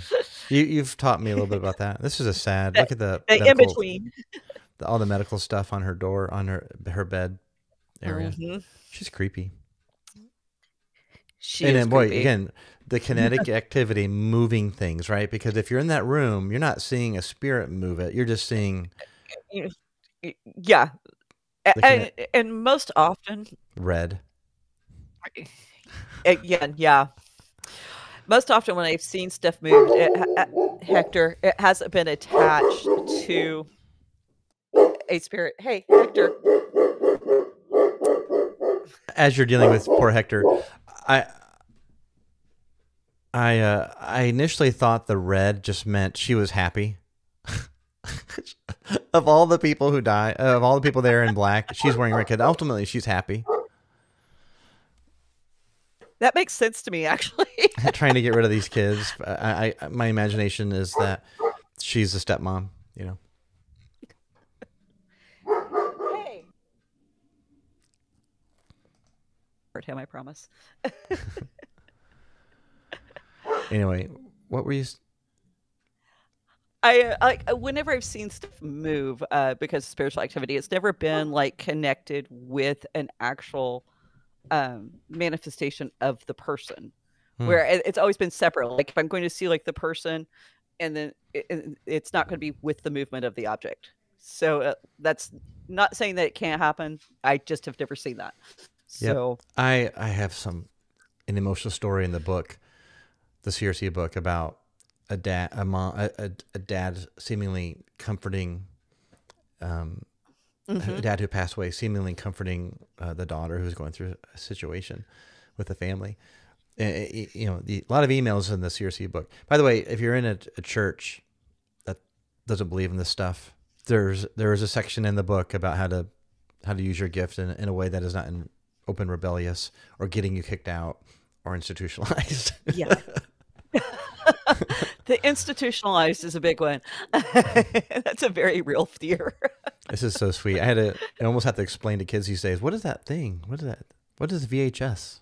You know, the mom is completely, or stepmom, whatever she is, completely oblivious to the dad's emotion, just going around, la la la in the background. And well, and because the thing I thought about, so technically this is Munchausen syndrome by proxy that was going on here. So we got this nice psychological label going on for what the mom is doing, but how much of what the mom was doing was spiritual in nature, which caused this supercharged environment for this child to return. Okay, you need to add some more to that, because whoosh, you went right over my head. Well, I'm just. Is this a psychological condition, or was it a demonically inspired action to keep her child sick? And in doing, when you engage in spiritual activity, you're supercharging your environment, good or bad. You're bringing that energy. I mean, that's the only way I know to describe it. That's probably wrong if we want to get factual. But is she wearing a cross? I can't tell. No, I don't think it doesn't look like a cross. No, it doesn't. It looks like some kind of pendant, some kind of weird pendant. But there is something, probably a scarab. Maybe not. So, whole Egyptian death humor there. So, I think we just need to be careful about what are we bringing into our environment, and I think we need to be careful not to don't dismiss a psychological issue as not being spiritual. And I spoke with someone recently who was talking about the medications, and I'm like, until you're given the clearance, stay on your medications. I'm not opposed to medication. I got surprisingly upset watching this episode right now, this season, right, or this scene. Maybe because Annalise just went back to Chicago, but I just. It's awful. I mean, as a dad, I was thinking about that when I watched it last night. I'm like, I can't even imagine what I would do if I found out that, like, my child's father, in my case, would have killed my kid. Yep. And lied to me about it. That's. I'm watching it on mute. Like, I have it on close, actually, all the music and stuff. There's all the red the roses. I mean, come on. You talk about it, the most inappropriate attire and flower for a funeral. Yeah. And here he is watching these two kids. By the way, he's standing by. I noticed now that I'm looking for red everywhere. He was standing by the car, and you see the red shining kind of by him. That was the angle. But there we go. Now he has purpose, right? He gets the gift. He understands the gift and how to try to bring peace to chaos. again, this is not an endorsement. I'm just saying this is what the story's telling. And to me, this is adjacent to how you should use a seer gift. You shouldn't be talking to ghosts like this. You're not supposed to help them get back to wherever. And yet you can use your seer ability to bring peace and understanding. Actually, what we say in the book is you're supposed to use your seer gift to get people closer relationship to the Father, God the Father. Yeah, it's for the living. It's not for the dead. Right.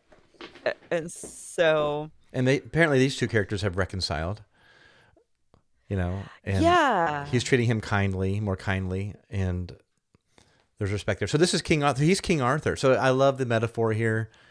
He's understood his gift, the sword, and he gets to be now he gets to wield his gift.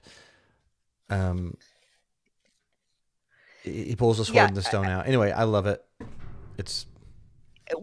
Well, he's heroic now, and as the village idiot was the boy that because the message is once you make peace with your gift, once you start moving in alignment with what the universe is calling you to do, all the New Age jargon you went through in here, now you can be heroic. Now things are going to go smoother, and the bad guy is going to get punished, and all of this is kind of wrapped up in this scene here. And yeah, I would say yes. How I'm going to spin it to a kingdom way. Like now, it's from fear to purpose, right? And does it make life easier? And maybe not necessarily, but you'll have more peace about it. See, this is why we're friends, because I'm like, yeah. And you're like, okay, I'm going to find the redeeming value in this. Let me redeem the paganism or the New Age out of this. So like, this is now he's in community. He's no longer in the back corner of the classroom. He's in the center, having fun. He's laughing. He can look around and see the spirits and understand. Okay, I know how to engage these things now. And Malcolm is happy. He's accomplished his, and he can, he saved this one. He can move on. Yeah. He saved this one. He got it wrong with Vincent. There's going to be regret with that, but it's time for your dog to bark. yeah. I have the mute button. Ugh. It happens every day because we apparently order a lot from Amazon. So now we're going to see reconciliation of relationships. Right. Yeah. So and it's the kid who gives the adult. Once again, I keep harping on this because it was so strong in me. That's like, this is sexual predator and it's spiritual predator. It's mirrored. The kid's going to give the solution. And now the adult can be happy because this is what these predators try to do to these kids. If you help me find my solution, now I can be happy because you're the only one who do this. I mean, I get it, but he's the dad. He's the dad. Malcolm's telling him, "All right, go talk to your mom now," and he's like, "Right, yeah, go talk to your wife." And then they go, right? I mean, he's like, "That's the appropriate thing." Like, okay, now that you have reconciled this gift, now you need to go talk to your mom. I'm not saying it would be quite as easy, although the scene does not make it that easy how they show it. And he's like, "All right, you talk to someone too." Which is completely inappropriate. Obviously, it's grooming behavior. But... Well, and that's the thing is, this is where the problem is because it's so dichotomous. That on one hand, absolutely, the answer is go and talk. The communication is the key to everything. I mean, really, when it comes down relationship-wise, mental health, spiritual health, communicate. But then. So then the spiritual side. So this is the reason why you and I have to come at these things together, and why, like, you and I are demonstrating why community is important. Because I'm like, yeah, I get the cynical Emily, New Age take. Here's how we can redeem this story. That's. But also, like, I am also like this idealist, and you're like, hey, By the way, here's off with their heads. Yeah. Here's a most pastoral scene, and this is why this kid's going to grow up to be a pastor, or a priest, or a counselor, or whatever, because he's about to bring pastoral care to his mom. Yeah, because only he has eyes to see what's going on, which is very much the prophetic side of things. Yeah, words of knowledge are about to come, right? He's going to get a couple words of knowledge about who died. He's going to get word of knowledge about the grandma. and like he cuts right to the heart of the wound that the mom's been wrestling with. communication, And yeah, oh yeah. his secrets. And, well, and that's the thing. When you get somebody who is prophetic, who gets that word of knowledge, they aren't going to be dealing with the symptoms. They're going to go right to that wound because they know if you can heal that wound, then the symptoms will take care of themselves. Now, the risky And part it's of funny to me. you can get institutionalized at this point, right? So you better come Right. come with a plan, because that's what she's thinking. Like, oh my gosh, my kid is nuts. Now what do I do? And but then he's ready with the thing about her mom. And this is what Yeah, this is how Jesus was so effective in breaking people's paradigms, because he did the words of knowledge, he did the prophetic, he did the healing, he did the miracles. All these things shattered people's worldview, and then he can come in with the kingdom message. yeah. And a lot of times that word of knowledge is like, here is the proof that what I'm saying is real. Yes. That this eternal truth is real, is so you can see the word of knowledge in this moment. And what's funny to me is when I get somebody who's prophetic and they're going to go deal with somebody who's, maybe a little out of line or needs some help at a church thing. And they'll go in with like, here's the symptom and I'm going to address the symptom. And then like God just takes over and goes, no, you're going to have to go deeper. Yeah. It's like, we're going to go. And that's kind of what he does. Cause he's like, okay, I'm going to talk about our symptom is you don't seem to know what to do with me. But the real problem is you didn't know what to do with your mom. Mm-hmm. And so if you can heal that hurt you had with your mom, now you can be a good mom to me. And so she's that is such a good actress right there. Like, I will never think that. While you're also, I'm reminded when a young student told me once, like, I see things that's very similar in my head, and she's like, "Do you think?" I said, first thing I said was, "You're not crazy." In my head, I'm thinking, "Oh my gosh, she might be crazy." I was trying to explain to someone because they were asking like, well, what do y'all do? Because I was telling them about our podcast. I'm like, honestly, I think 90% of what I do is telling people, yeah, that's normal. Mm-hmm. You're okay. You're not alone. Like that's like, I don't have these great, like, amazing, I'm not the magic 8-ball that gives you these wonderful words of knowledge all the time. Most of the time it's just, yeah, I understand. By the way, that you had a theologically correct point right there. Grandma comes to see me. Cole, that's wrong. Per Deuteronomy, per Exodus, per Leviticus, per 1 Samuel, I think. Yes, 100%. That is wrong. If your dead grandma comes to see you, Grandma, I love you, but in the name of Jesus, go to be with the Father. Right, right. Because anyway. We've talked on this show before. I know that I have seen dead relatives. I've had dead relatives do things, but it's never been hang around and give me information kind of thing. It's just one time my grandma woke me up. One time my dad just kind of let me know everything's cool. And another time I was lost. My grandpa showed up and it's like, I knew I was supposed to follow him one direction. Gone. He was nothing sought out. No direct communication. No, it was because we aren't going to have those conversations. Yeah, we aren't. Sometimes going to... I had a seer tell you, my grandpa died, a few weeks ago. He's still kind of going through his routine at our house. I said, let him be. You don't need to talk to him. Just let it be. And then she said a couple weeks later, oh, he's gone now. Like, yeah, he just whatever reason, just let it be. Maybe he's just making sure his wife is okay, that you're okay. I don't know. Like, the Father can, God can grant permission to things. Just let it be. And we don't have to understand it. Right. We don't have to control it. We don't have to manipulate it. Look, we see through a mirror. We see through a mirror dimly. Like, we don't, but then face to face, like, we'll understand it later. In the meantime, you don't have to have fear. The dead loved one that that lingered the longest was actually one of my dogs for months. Interesting. He was just, I kept seeing him just laying in his normal little spot. Clinging to that dead blanket again. So, the red blanket, rather. Yeah. I love these old homes. Oh, goodness. Don't even get me started. The beautiful. Yes, I love them. The beautiful Art Deco stuff, or whatever it's called. I don't. Yeah, that's the deco. Yeah. look at the glasswork.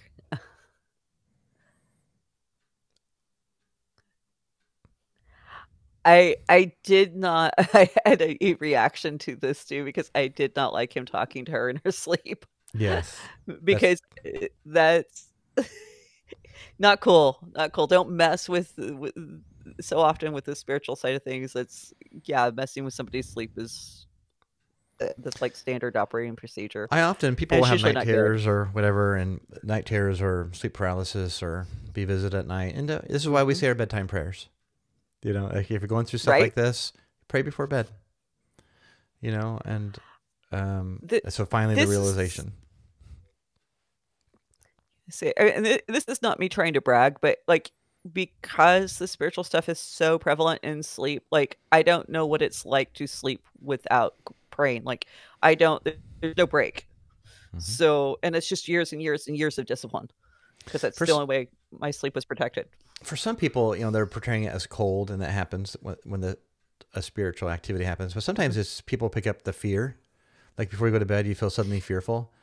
Okay, so Hmm. that's Hmm. that's your clue. What I often will do is I will say the name of Jesus in my head over and over again. I'll do a little worship song in my Yeah. head, and Hmm. that brings me so much comfort. That's when you start to feel afraid, that is your time to resist. You need to recognize that is your first tip off. I need to be standing against whatever's going on here. God says, I Yes. have not given you a spirit of fear. That word there for spirit is the same we find for evil spirits in other places of the Bible. Do not accept fear as a baseline or a default setting. So many And you have to times, actively fight that. I remember through her teenage years, so many times I would sit with Annalise in her bed, and she'd be like, "I'm so scared. I'm so scared." And I'm like, well, and I was sort of struggling. Like, well, the opposite of fear is love. And so, like, well, lean into God's love, lean into Jesus's love. And so I Mhm. don't know how. Like, I didn't know how either. Like, we were working on this together. To hold her hand, I would stroke her hair, I'd sing with her, I'd pray with her until she fell asleep, and then I would step out, and and I would analyze myself. We talked about this. I'd look at myself. I'd look at the stuff in Mhm. my own life, and like, was I bringing something in? So this it's an opportunity for repentance. It's an opportunity to change how you think, change Yeah. your actions. This is so sad. Yeah. And okay, now we get red on him. Mm-hmm. Literally is a part of the character now, where before we hadn't had it. Mm-hmm. Oh, so red that it's black. I mean, it's like, Hmm. Yeah. It's and now we see why red, but we also see why red has to be like that is that transitional color. It's almost what like that tip off, that warning sign that because it's all about life and death, which ultimately comes down to blood. yeah, No matter how you slice it, life and death is about blood. yeah. The life's in the blood. And so, yeah, this is a creepy. This is an inappropriate scene. He's like giving her permission to move on, and granting him permission to move on too. I, it's fine in the movie. It works in the movie. Don't get your theology from I, it I though. Yeah, I think because we in my family, because it seems like everyone wants to have a long lingering death in my family. We can't just get it over with quickly because we're drama queens. Um, my inappropriate humor, but we usually wind up having to give the permission to move on while they're still breathing. Mm-hmm. And what's interesting is when you get to somebody to that point where you say, "Hey, it's okay." When Jesus comes to get you, go with them. It's fine. You usually don't have any issue. I mean, Yeah. And so so here's her issue that she has to hear. And normally I think you'd hear that from a therapist. Or mhm, you have to reconcile that yeah, I was second, but I am first in yeah. Jesus's mind. And I hate to tell you this, Emily, but I am his favorite. Also, you're his favorite. I was getting ready to say, "Wait a minute." Also, you're his favorite. Also, like, you are the first in Jesus. So that's where we have to, I have I know someone who said, my husband's my rock. No, your husband's not your rock, because your Mm-mm, husband mm-mm. can make mistakes. Your husband will leave you someday. Like, Yeah. eventually he will die. Like, your rock Mhm. needs to be Jesus. Your husband can be help, like he's your helper. And we're back to a culturally reinforced idea based on stories that we've been told that when you find Prince Charming, he's going to be your savior. He's the one that gets you out of the ashes. He's the one who wakes you up from the sleep. He's the one, all of these things. Prince Charming is the one who makes this happen. And we put too much pressure on our husbands to be our saviors. And that's where we as women, yeah, we do have to bring that back and go, I'm not going to buy that. I'm not going to put so much pressure on my husband to be my savior that I'm going to break him. It's an act of compassion, Marriages not to have that level. Marriages aren't supposed to be that. We're supposed to have more than our spouse anyway, but we're supposed to be in community. Absolutely. Churches, family, neighbors. Absolutely. By the way, why did he end the movie with the scene from the wedding where they kiss? Why did they just fade to white? I don't know. That's an interesting question. I don't know. If you're still watching this, put it in the comments below. Subscribe, share, all the things you're supposed to do on these things. But I just wonder. I wonder why they cut to that. That's so sad. That's not how you want it. Like, you need her to move on. You don't need her to go back to her happiest moment. The guy with the master's degree who was debating on whether or not to ask her out. And so, yeah, we need her to move on. And I think, if you love your spouse, if you understand that if something happens to you, you want them to move on in happy, healthy ways and not to be stuck in grief. And expecting your spouse to wallow in their grief for the loss of you, that's so selfish. That it's not loving. So, maybe it means she doesn't move on. Like, that moment of reconciliation doesn't work. That would be interesting. He has this moment where he resolves his conflict with Vincent by rescuing Cole. And then now he can say, I need to tell you one thing. I need to tell you one thing. You need to hear one thing. I need to tell you one thing. Yet you weren't second. I should have said that when I was alive. And then he goes on. Meanwhile, she doesn't receive it. She's still living in that moment of the wedding because that's unsettling to me. That's a weird way to end the movie. Well, so as you're talking, I'm realizing, like, their relationship is almost an afterthought to the movie. We're so focused on the relationship between him and Cole, and that being the primary issue that needs to be resolved. And it's kind of like, okay, since I'm here, I'll go ahead and take care of the wife too. She's still second. Even though he stops to say that to her, she has been second through the entire movie. She's not the primary focus of whatever he's trying to accomplish as a ghost. So I think we're supposed to buy that. Yeah, he put her first. No, but when you really look at the story, no. I need to say this, and that is a lie that I'm going to choose to move on. But that she is not reconciled to that, and she still has a journey to go on. So there needs to be M. Night Shyamalan. I know you're going to watch it. I know you're going to watch this. Can we do a part 2? Right? Where she gets reconciliation, not from the spirit, not from a spiritual world, unless that spirit is the Holy Spirit. But then she can move on and embrace the. Well, probably she's not. I don't know. I want to know her story now. Like, I want to know her story. Anyway, right? I think we're not supposed to be. That's not a happy ending. That's a sad ending. She's not really reconciled. So one of the things I thought was interesting, and I really don't know where to go with that, is that she works with antiques. And what does she say about the stuff that she works with? A lot of these things, and here communicates. Yeah, it communicates Sadness. With you. Yeah. Yeah. And I'm really like going, oh, so she's spiritually sensitive. So why wouldn't she have picked up on the fact that her dead husband's there? The only thing would be that it's more important for Cole to see him than her. She doesn't sleep in their bed anymore. Wow. Yeah, that's what a good movie. A lot of stuff to work with. I'm thinking, like, if Knight, that's what his friends call him, from what I'm told. If Knight shows up and watches it, he can tell us how wrong we are and how he misinterpreted his work. And I'm going to say, thank you for doing it. Whether we misinterpret it or not, thank you for making it. I reject that interpretation of stories. I think we films, we can bring our own stories, speak to us. Oh, right? yeah. That's the power of stories, right? And I would love to hear what he has to say about that, but that'd be very interesting. That's the beauty of all art. As they all are, none of it's ever complete until it's interacted with by an audience. And that's the same with prophecy, by the way.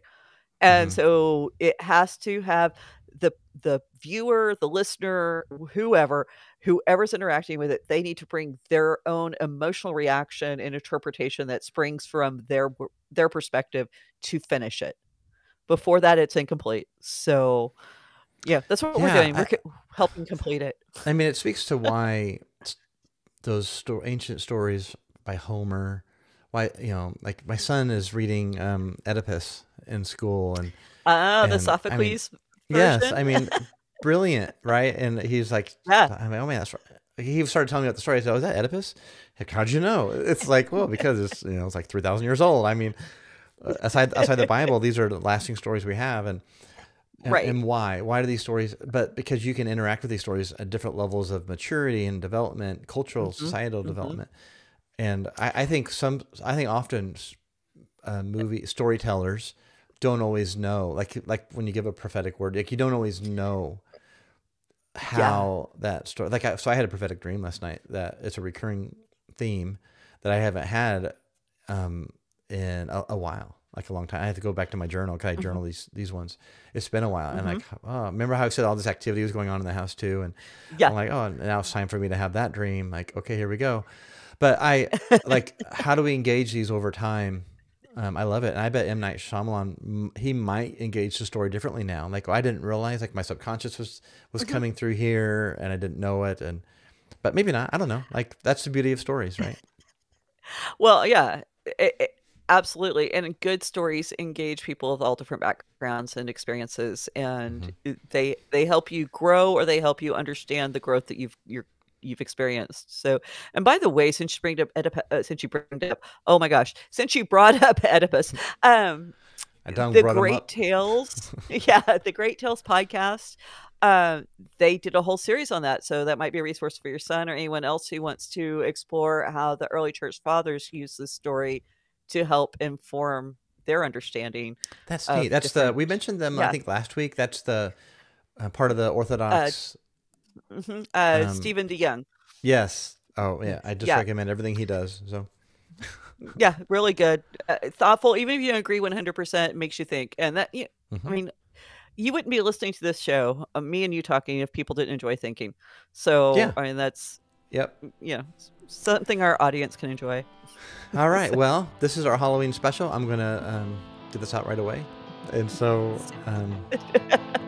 All Thanks. right. Hope people enjoyed it. We'll talk next week.